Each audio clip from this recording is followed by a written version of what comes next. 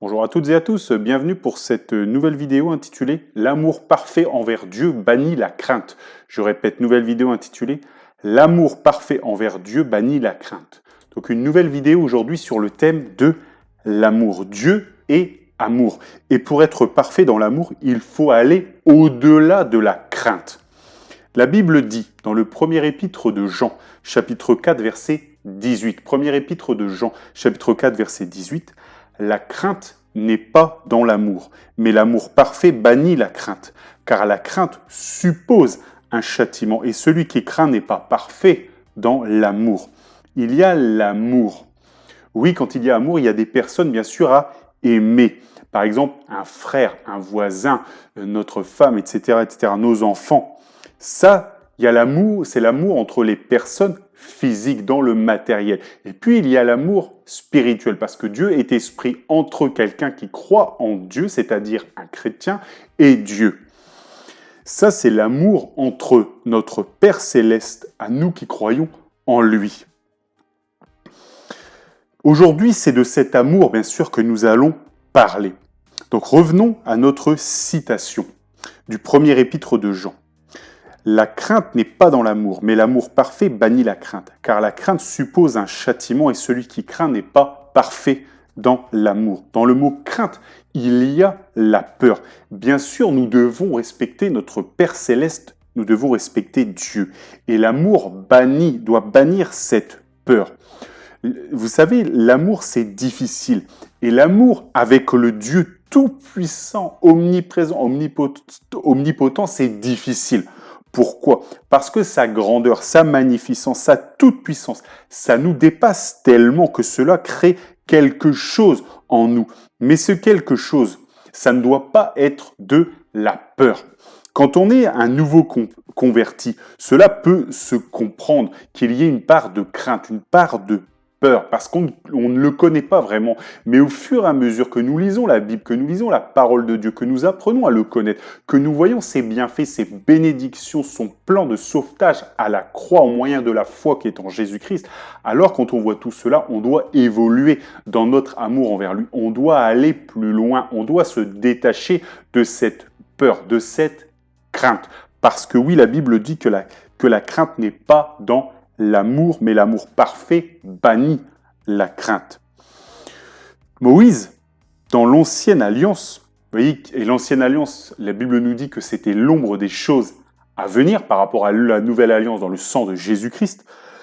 Au pied du mont Sinaï, Moïse a dit ces mots qui sont repris dans l'Épître aux Hébreux, chapitre 12, verset 21. Épître aux Hébreux, chapitre 12, verset 21. Et ce spectacle était si terrible que Moïse dit: je suis épouvanté et tout tremblant. Moïse venait de voir Dieu au mont Sinaï qui était descendu dans une colonne de feu qui avait brûlé le haut de la montagne. Vous voyez, il a dit de cela, de ce spectacle qui était puissant, qui était grand. Il a dit: je suis épouvanté et tout tremblant. Vous voyez, il y avait de la peur, il y avait de la crainte. Mais là, c'était l'ancienne alliance, c'était l'ombre des choses à venir. Donc là, il faut aller plus loin que cette peur, plus loin que cette crainte. Il faut aller dans un amour plus pur, parce que l'amour parfait bannit la crainte. Alléluia. Donc quand on grandit en tant que chrétien, cette crainte qui renferme une certaine peur de celui qu'on ne connaît pas, il faut qu'on arrive à la dépasser, il faut qu'on arrive à aller plus loin. Ça doit muter. Oui, il doit y avoir un profond respect, mais pas de la peur. Il doit y avoir une communion, mais pas de la peur. La foi, mon frère, ma soeur, c'est faire confiance à Dieu. Si à chaque épreuve, tu as peur, tu crains, alors tu n'es pas parfait dans l'amour envers Dieu qui veut te délivrer. Alléluia. Quand on aime quelqu'un profondément, on n'a pas peur avec cette personne. On sait qu'on l'aime et on sait que cette personne nous aime. Et donc, on n'a pas à avoir peur de cette personne. Alléluia. C'est comme ça avec Dieu. Et oui, parfois, il y a des moments qui sont difficiles, mais c'est vrai. Mais une relation qui est basée avec la peur, ça ne mène nulle part. C'est un choix, mon frère, ma soeur, de croire en Dieu. Et ce choix ne doit pas être motivé par la peur de l'enfer ou autre. Il doit être motivé par notre relation père-fils, père-fille. Alléluia. On est proche, vous voyez, de notre Père, par exemple, en la chair. Mais on n'a pas peur de lui. On est là parce qu'on l'aime. Alléluia. Oui, c'est vrai, il pourra nous reprendre et nous dire qu'il n'approuve pas certaines choses, tout comme Dieu, bien sûr, peut le faire. Ça peut arriver, c'est notre Père, mais on ne doit pas bâtir notre relation avec Dieu sur la peur. Il faut aller au-delà de cette crainte avec Dieu, tout en restant fidèle et en conservant sa parole. Et il faut le respecter pour, bien sûr, premièrement, parce que quand nous voyons ce qu'a fait le Seigneur Jésus-Christ, qui a été à la croix, Dieu le Fils qui a été à la croix pour nous sauver, ça nous inspire du respect, ça nous inspire de l'amour et ça nous montre à quel point Dieu nous aime. Et ça doit vraiment à nous élever, qu'on doit vraiment chercher à bannir cette crainte. Alléluia. Dieu a tout donné à la croix pour nous, donc il nous aime et cet amour, il est grand, il est fort, il est pur. La Bible dit que Dieu nous connaît depuis le ventre de nos mères. Il nous connaît avant même que l'on soit sorti du ventre de nos mères. Pourquoi? Parce qu'il nous a créés et parce qu'il nous aime et qu'il a choisi cela. Il a choisi de nous connaître et d'être avec nous jusqu'à la fin du monde. L'amour que Dieu nous porte, mon frère, ma sœur, ça forge le respect envers Dieu. Alléluia. Mais allons, grandissons vers la communion avec Jésus-Christ et que la peur quitte nos cœurs devant notre Dieu. Sachons et rappelons-nous que nous sommes précieux. Sachons et rappelons-nous que nous sommes précieux devant Dieu. Alléluia, merci Seigneur. Il n'y a pas de plus grand acte que de donner sa vie et Jésus-Christ, Dieu le Fils, nous l'a donné. Donc quand on comprend ça, on doit devenir un enfant obéissant, pas un enfant rebelle. Jamais de la vie un enfant rebelle. On doit comprendre que Dieu nous aime et nous accepte dans sa maison et on doit tenir sa place aux côtés de Dieu tout en gardant conscience que cela n'est pas dû, mais c'est un bienfait, c'est un don de l'Éternel. Je vais le redire, on doit comprendre que Dieu nous aime et nous accepte dans sa maison, mais on doit tenir sa place aux côtés de Dieu tout en gardant conscience que cela n'est pas dû, mais un bienfait. Le fait d'être sauvé, d'être dans sa maison, le fait d'être aimé, c'est un don de l'Éternel. Et ce bienfait, cet amour doit nous pousser à le respecter encore plus et lui être fidèle quoi qu'il arrive, car il nous donne le premier. Un père attend que son fils, sa fille lui parle et qu'il soit avec lui dans sa présence tout en restant fidèle en acte et en parole à la volonté de son père. Et Dieu, c'est ce qu'il nous demande. Il veut que notre cœur soit en communion avec lui et qu'on lui parle, qu'on se confie en lui, qu'on le prie. Alléluia. Dieu est tout-puissant, omnipotent, mais il t'aime. Alors tu ne dois pas avoir peur de lui quand tu marches avec lui depuis un petit moment, car tu es sauvé pour prix de ta foi en Jésus-Christ. Bien-aimé dans le Seigneur, même quand tu pèches, si malheureusement tu tombes, relève-toi en Jésus-Christ et éloigne-toi du péché. Dieu veut que son fils prodigue, qui a péché, il revienne vers lui, vers ses voies et ses commandements. Comment un enfant qui a peur de son père va-t-il revenir chez lui? Comment est-ce qu'il va revenir vers lui, vers sa paix, vers sa présence? Alléluia, vous voyez là que la crainte peut être une barrière qui t'éloigne de Dieu et de son amour, de ce qu'il veut pour toi dans sa vie. La peur, ça fait faire des folies et Dieu nous appelle à vivre courageusement au travers de ce monde en étant des anticonformistes. Alors soyons courageux jusque dans nos prières et nos positions avec Dieu. Dieu t'a accueilli et tu es sauvé du jugement. Donc arrête de trembler, mon frère, ma soeur, et comporte-toi en fils, en fille par sa grâce. Dieu veut des fils et des filles courageux, courageuses et disciplinés, obéissants. Et on va relire l'histoire du fils prodigue sous cet angle de l'amour. Évangile de Luc, chapitre 15, versets 11 à 24. Évangile de Luc, chapitre 15, versets 11 à 24. Évangile de Luc, chapitre 15, versets 11 à 24. Il dit encore, un homme avait 2 fils. Le plus jeune dit à son père, « Mon père, donne-moi la part du bien qui doit me revenir. » Et le père leur partagea son bien. Peu de jours après, le plus jeune fils, ayant tout ramassé, partit pour un pays éloigné où il dissipa son bien en vivant dans la débauche. Lorsqu'il eut tout dépensé, une grande famine survint dans ce pays et il commença à se trouver dans le besoin. Il alla se mettre au service d'un des habitants du pays qui l'envoya dans ses champs garder les pourceaux. Il aurait bien voulu se rassasier des carouges que mangeaient les pourceaux, mais personne ne lui en donnait. Étant rentré en lui-même, il dit « Combien d'ouvriers chez mon père ont du pain en abondance et moi ici je meurs de faim. Je me lèverai, j'irai vers mon père et je lui dirai « Mon père, j'ai péché contre le ciel et contre toi. Je ne suis plus digne d'être appelé ton fils, traite-moi comme l'un de tes ouvriers. » Et il se leva et alla vers son père. Comme il était encore loin, son père le vit et fut ému de compassion. Il courut se jeter à son cou et l'embrassa. Le fils lui dit « Mon père, j'ai péché contre le ciel et contre toi. Je ne suis plus digne d'être appelé ton fils. » Mais le père dit à ses serviteurs « Apportez vite la plus belle robe et revêtez-le. Mettez-lui un anneau au doigt et des souliers aux pieds. Amenez le veau gras et tuez-le. Mangeons et réjouissons-nous. Car mon fils que voici était mort et il est revenu à la vie.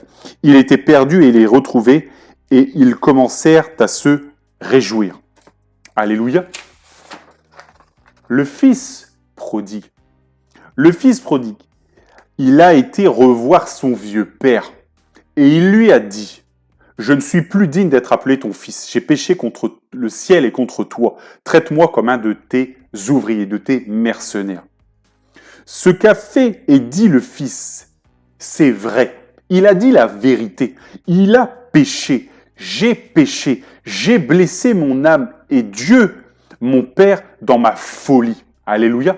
Mais le fils prodigue, il a été vers son Père. Il est revenu vers son Père. Il a marché et il l'a regardé dans une humilité, dans une parfaite connaissance qu'il était coupable. Et il n'a pas eu peur. Il n'a pas eu peur de dire à son Père, j'ai péché contre le ciel et contre toi. J'ai péché contre toi, Père, contre toi, Dieu Tout-Puissant. Alléluia. Il n'a pas eu peur de lui dire cela. Trop de gens, aujourd'hui, ils se cachent et se séduisent eux-mêmes. Ils ne veulent pas dire que parfois ils tombent. Lui, le fils prodigue, il a eu le courage de regarder les choses en face, de ce qu'il avait fait, du fait qu'il avait dépensé le bien de son père dans la débauche, dans l'impudicité, dans le péché. Et il a été vers son père, il l'a regardé en face, il a dit « Je suis coupable ». Il a dit « J'ai péché ». Oui, j'ai désobéi et je ne suis plus digne d'être appelé ton fils. Prends pitié de moi. Alléluia. Voilà ce qu'il a dit. On parle souvent de l'amour du père envers son fils dans cette histoire. C'est vrai, cet amour-là, c'est le plus grand parce que le père lui a ouvert vraiment son cœur. Il l'a fait revenir, il l'a honoré, il a tué le veau gras, il lui a mis une robe, un anneau. Vous voyez, vraiment, il a restauré son cœur, son âme, son prestige. Mais le fils prodigue, mais on parle moins souvent de l'amour qu'avait le fils prodigue. Parce que le fils prodigue, il aurait pu aller partout à travers le monde pour voir s'il y avait de la nourriture ailleurs. Mais il a choisi quelque chose.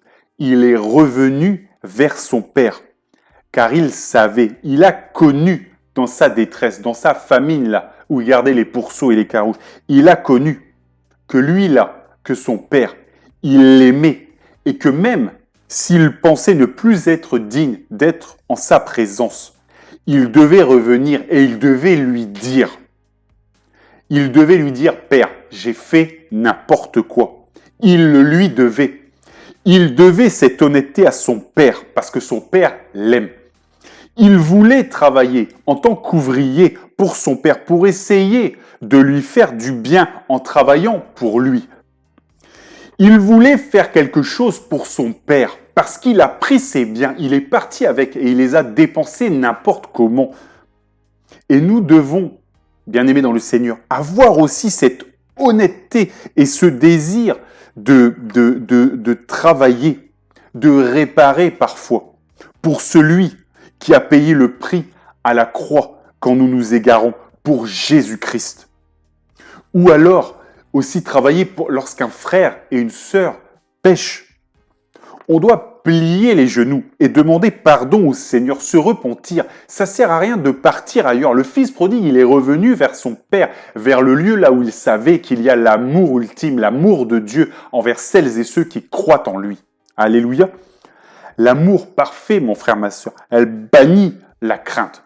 Donc tu dois lui dire, te confesser si tu es tombé, car tu sais que l'amour de Dieu sera plus grand envers toi que sa colère. L'amour parfait, mon frère, ma sœur, envers Dieu, bannit la crainte. Oui, ce que tu as fait, c'est mal et c'est dommage. Mais un cœur contrit, un cœur repentant, ça touche le cœur de Dieu.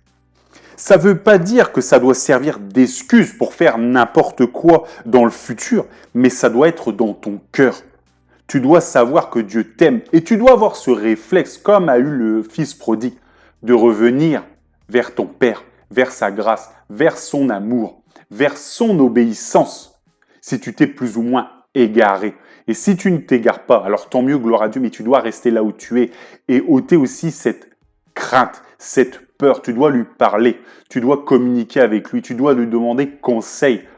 Dieu sait que tu es un enfant, que tu n'es pas parfait. Il va t'accompagner, il va t'aider, il va te faire grandir. Mais si tu as peur de lui, si le fils prodigue, là, il avait eu peur de son père, comment est-ce qu'il aurait été en présence de son père? Comment est-ce qu'il aurait prié son père? Comment est-ce qu'il aurait invoqué son père? Alléluia. Judas, vous voyez là, c'est une toute autre histoire. Judas, il a trahi le Seigneur. Il est retourné vers les principaux sacrificateurs. Il a dit, j'ai péché, comme le fils prodigue. Mais il n'est pas, Judas, retourné vers le Seigneur parce qu'il avait peur et il ne voulait pas se repentir. L'amour de l'argent le tenait lié et l'a empêché d'aller dire cette vérité à Jésus-Christ. De lui dire « Pardonne-moi, j'ai péché contre le ciel et contre toi ».